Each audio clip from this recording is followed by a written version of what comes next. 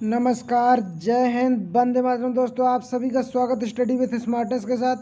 आशा करते हो कि आप घर पर होंगे और सुरक्षित होंगे।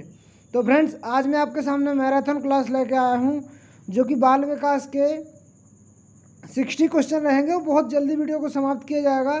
तो प्लीज़, अगर आप चैनल पर नए हैं, इसी टाइप के वीडियो चाहते हैं, तो चैनल को सब्सक्राइब कर लीजिए। उससे क्या होगा फ्रेंड्स, आने वाले वीडियो की अपडेट आपको टाइम पर मिलती रहेगी। तो चलिए स्टार्ट करते हैं बिना किसी देरी के।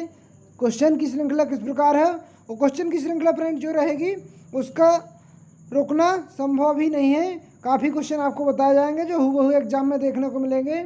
चलते हैं क्वेश्चन किस प्रकार हैं वो देखने। फ्रेंड्स, फर्स्ट क्वेश्चन कैसे बनेगा कि बालक के व्यक्तित्व का सर्वांगीण विकास, बालक के व्यक्तित्व के सर्वांगीण विकास के लिए आवश्यक है कि उनमें जानकारी शिक्षक को होती है। बालक के सर्वांगीण विकास की जानकारी व्यवहार की होती शिक्षक को व्यवहार की। करेक्ट आंसर जाएगा। सेकंड है,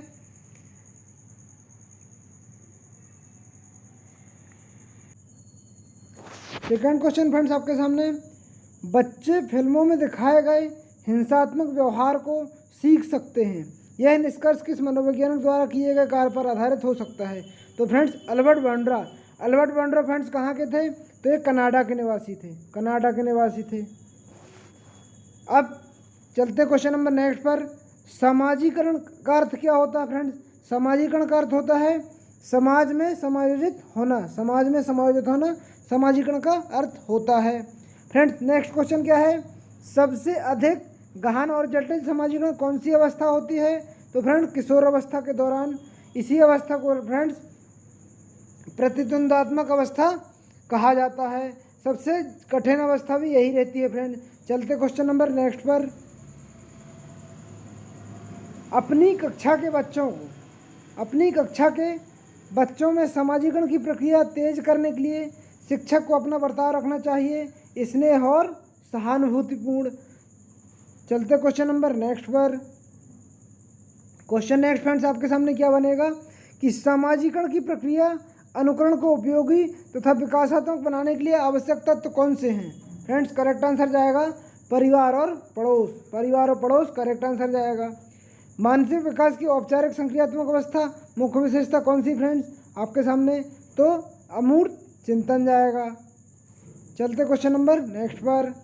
कोहल वर्ग के अनुसार सही और गलत प्रश्न के बारे में निर्णय लेने की चिंतन प्रक्रिया को क्या कहा जाता है?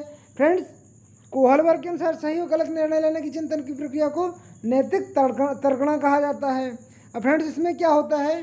सही और गलत का निर्णय लेने की जो तर्कणा रहती है, जैसे आपका एग्ज़ाम है और दूसरी तरफ क्या है कि कहीं आपको मतलब किसी फ्रेंड की शादी में जाना है।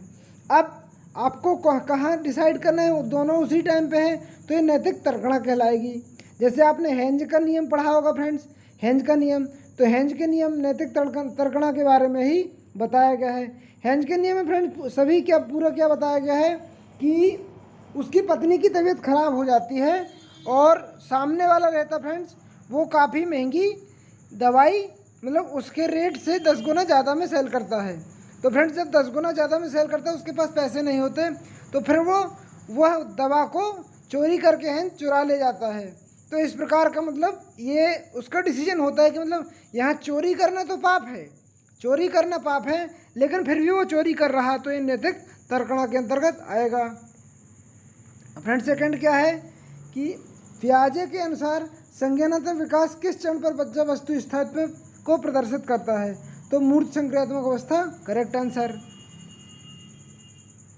वह स्तर जिसमें बच्चा किसी वस्तु एवं घटना के बारे में तार्किक रूप से सोचना शुरू करता है कहा जाता है पूर्व संक्रियात्मक अवस्था। Correct answer.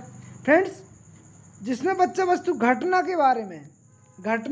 भी घटना के बारे में तार्किक रूप से सोचना शुरू कर देता है, तो ये कहलाएगा पूर्व क्रियात्मक अवस्था। चलते क्वेश्चन नंबर नेक्स्ट पर। फ्रेंड्स, संवेदी गत्यात्मक अवस्था को किस नाम से जाना जाता है? तो फ्रेंड्स, संवेदी गत्यात्मक अवस्था को इंद्रियजनित ज्ञान की अवस्था कहा जाता है।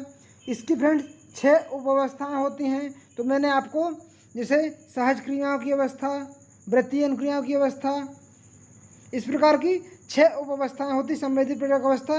ये संवेदी प्रेरक अवस्था किसके अंतर्गत आती है? तो जीन पियाजे महोदय जी ने संवेदी प्रेरक अवस्था को दिया था। जीन पियाजे कहाँ के निवासी थे? जीन पियाजे स्विट्जरलैंड के निवासी थे। चलते क्वेश्चन नंबर नेक्स्ट पर। अधिगम का अंतरण क्या था? अधिगम के अंतरण से क्या तात्पर्य है? आपके सामने ऑप्शन रहेंगे।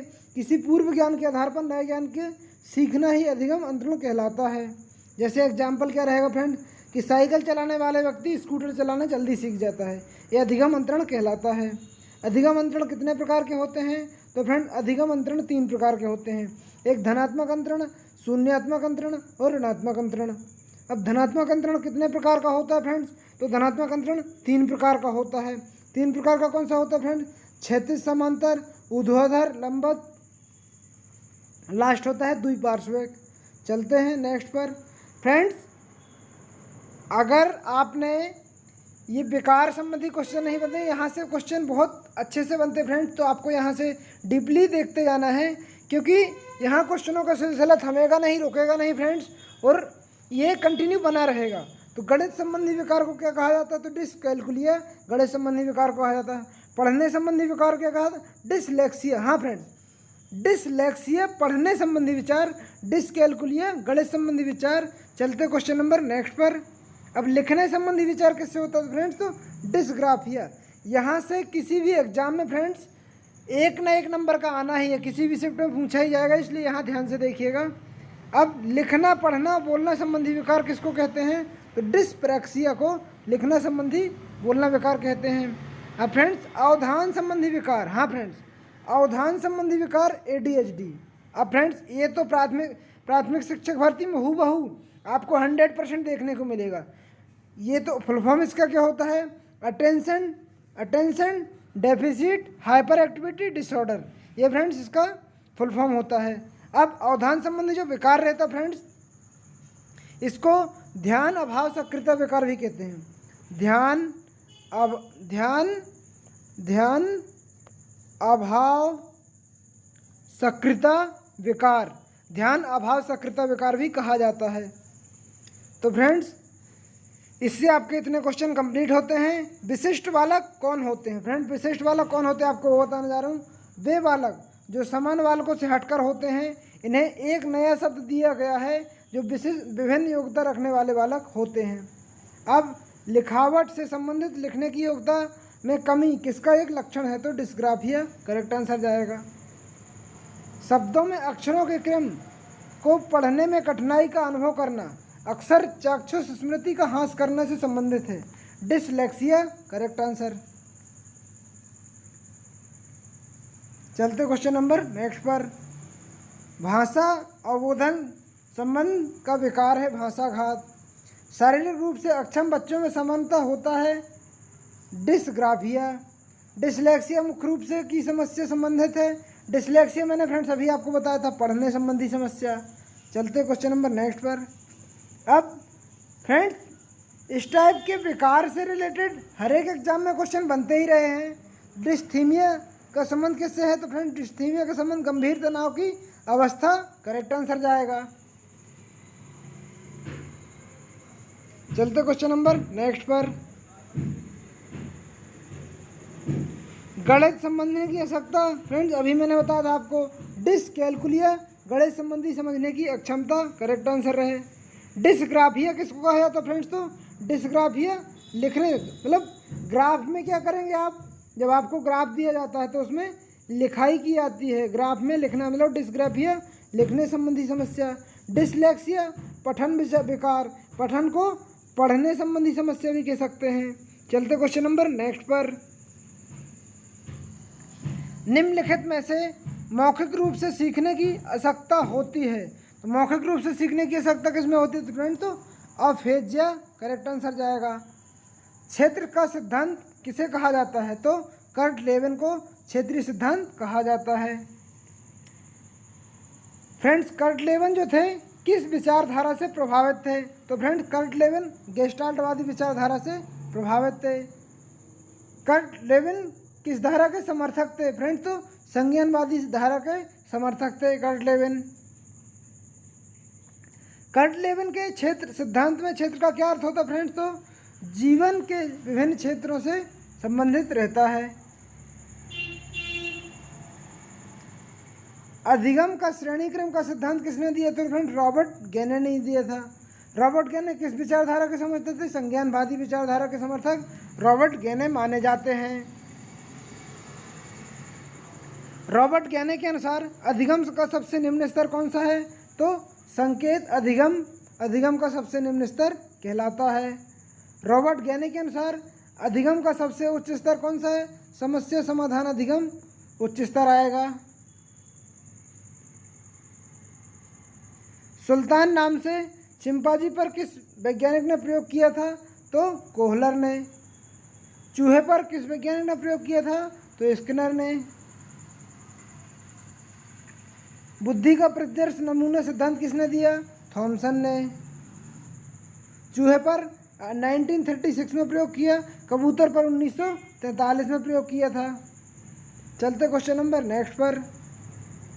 बुद्धि को मापने के लिए मानसिक आयु का संप्रत्यय किस विद्वान ने दिया? तो अल्फ्रेड बिने। बुद्धि को मापने के लिए अल्फ्रेड बिने ने 1905 में दिया था फ्रेंड्स। मानसिक आयु क्या है? मानसिक आयु फ्रेंड्स, तो मानसिक आयु मैं आपको बताने जा रहा हूँ।